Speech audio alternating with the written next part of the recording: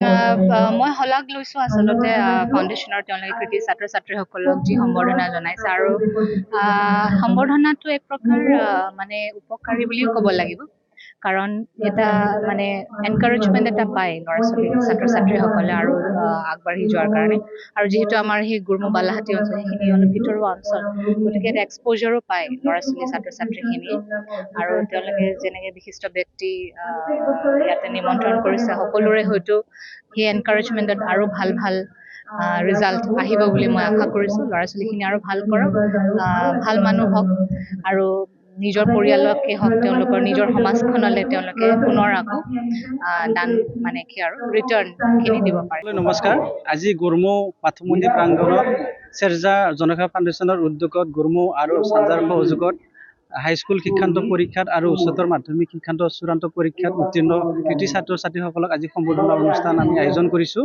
এই সম্বৰ্ধনা অনুষ্ঠানত বৃহত্তৰ গুৰমু বালাহাটী ভিচিডিৰ অন্তৰ্গত ছাত্ৰ ছাত্ৰীক আমি সম্বৰ্ধনা জনাইছোঁ। এই সম্বৰ্ধনা অনুষ্ঠানত আমি মুখ্য অতিথি হিচাপে আমি গড়েশ্বৰ ৰাজচক্ৰ বিষয়া সন্মানীয় ত্ৰিলীনা তাইত বাইদেউ ডাঙৰীয়ানীক আমি নিমন্ত্ৰণ জনাইছোঁ। তাৰ লগতে আমি Rangia Euclid group of institute অধ্যক্ষা ৰুমি মেধি ডাঙৰীয়াকে আদি কৰি গুৰমু অঞ্চলৰ অৱসৰপ্ৰাপ্ত শিক্ষক বিশিষ্ট গণ্যমান্য ব্যক্তিসকলক মাতি তেওঁলোকক আমি আজি এই সম্বৰ্ধনা প্ৰদান কৰাৰ লগতে তেওঁলোকে মানে তেওঁলোকৰ উদ্দেশ্যে উদ্বোধনীমূলক ভাষণ ৰাখে।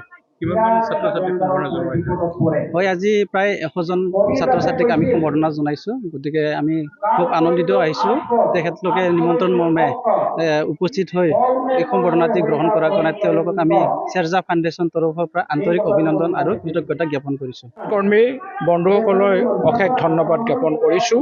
অৰ্থাৎ আমাৰ চেৰজা জনসেৱা ফাউণ্ডেশ্যনৰ তৰফৰ পৰা তেখেতসকললৈ ধন্যবাদ জ্ঞাপন কৰিছোঁ। আমি এই চেৰজা জনসেৱা ফাউণ্ডেশ্যনটো আমি বহুত লক্ষ্য উদ্দেশ্যলৈ গঠন কৰিছোঁ, কিন্তু আমি কিমান দূৰ সফল হওঁ সেইটো বৰ্তমান আমি ক'ব নোৱাৰোঁ। তথাপি আমি শিক্ষাৰ ক্ষেত্ৰত, স্বাস্থ্যৰ ক্ষেত্ৰত আৰু সমাজৰ নৱ প্ৰজন্মক যাতে আমি শৃংখলাবদ্ধভাৱে সমাজ পৰিচালনাত সহায় কৰিব পাৰোঁ এই বিষয়ে আমি চিন্তা চৰ্চা কৰিছোঁ। আৰু সেই পদক্ষেপ হিচাপে শিক্ষাৰ ক্ষেত্ৰত আমি পোনপ্ৰথমতে 2026 বৰ্ষত যিসকল মানে হাইস্কুল শিক্ষান্ত পৰীক্ষা আৰু উচ্চতৰ মাধ্যমিক বিদ্যালয়ৰ মানে চূড়ান্ত পৰীক্ষাত সুখ্যাতিৰে উত্তীৰ্ণ হৈছে তেখেতসকলক যাতে ভৱিষ্যতে আমাৰ অঞ্চলৰ অৰ্থাৎ বৃহত্তৰ গড়েশ্বৰ অঞ্চলৰ লগতে দেশৰ এগৰাকী সুনাগৰিক হ'ব পাৰে এই উদ্দেশ্যেৰে আমি আজি সম্বৰ্ধনা অনুষ্ঠান এটি পাতি আমাৰ আৰু এই সম্বৰ্ধনা অনুষ্ঠানত বিশিষ্ট অতিথি সন্মানীয় আমাৰ গড়েশ্বৰ ৰাজহ চক্ৰ বিষয়া মহোদয়াই আহি আমাক সঁচাকৈয়ে বহুত উৎসাহিত কৰিছে আৰু কৃতিবান ছাত্ৰ ছাত্ৰীসকলক বহুত উৎসাহিত কৰিছে।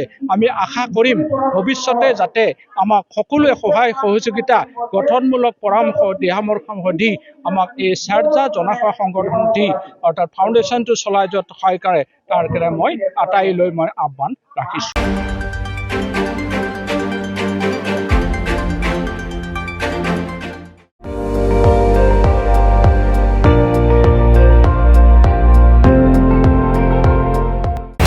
আপুনি চাই আছে ND24 সৰ্বশ্ৰেষ্ঠ নহয় সৰ্বোত্তমৰ দৌৰ।